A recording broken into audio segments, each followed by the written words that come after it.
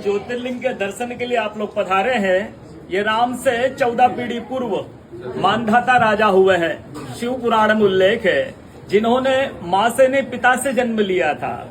उनकी तपस्या से ये शिवलिंग प्रकट में स्थापित लिंग नहीं है। जिस प्रकार आरती करते हम प्रण अक्षर के मध्य, ओम अक्षर के मध्य, यह तीनों एका, जय शिव ओंकारा।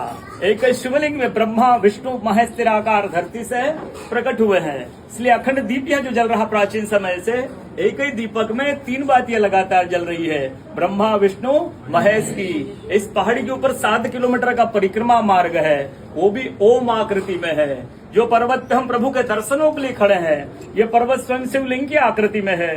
चारों तरफ नर्मदा मैया जलेहरी बनकर बह रही है।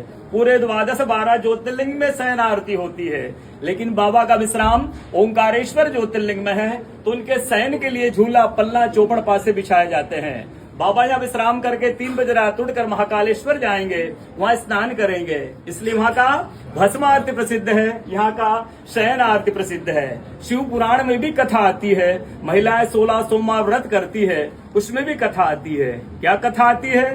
प्रतिदिन भोलेनाथ आते हैं, माँ के साथ विश्राम करके ब्रह्म मुहूर्त में उठकर चले जाते हैं। एक दिन जब भोले बाबा माँ के साथ पधारते तो माँ पुजारी से पूछती, पुजारी हमें विश्राम के लिए जा रहे हैं, चौपड़ पासे में किनकी जीत होगी? पुजारी बोलते कि आज ही भोले बाबा जीतेंगे।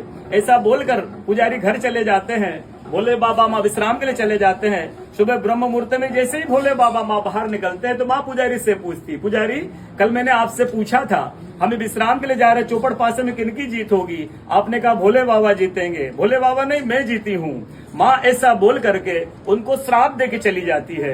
उनके तुरंत पश्चात अप्सराएं शिवलिंग पे जल चढ़ाने आती तो अप्सराएं पुजारी से पूछती, पुजारी अस्वस्थ क्यों हो गए? आप तो ठीक थे। फिर पुजारी बताते हैं, प्रतिदिन भोले बाबा माँ के साथ विश्राम करके चले जाते थे। कल भोले बाबा माँ के साथ पधारे, माँ ने मुझसे पूछ लिया, पुजारी हमें विश्राम के लिए जाएंगे, चौपड़ पासे में किनकी जीत होगी? मैंने कहा भोले बाबा जीतेंगे। भोले बाबा ने माँ जीत गई, माँ मुझे श्राप देके चली गई। अप्सराएं बोलती चिंता न करो, हम अंदर जाकर शिवलिंग की पूजा करके आते, फिर इसका उपाय बताएंगे। अप्सराएं अंदर जाकर के शिवलिंग की पूजा करके बाहर आकर बोलती, पुजारी आप 16 सोमवार व्रत कीजिएगा, व्रत करते ही स्वस्थ हो जाएंगे, व्रत करते ही ठीक हो जाएंगे। ये वो कथा का दर्शन प्रतिदिन होता है।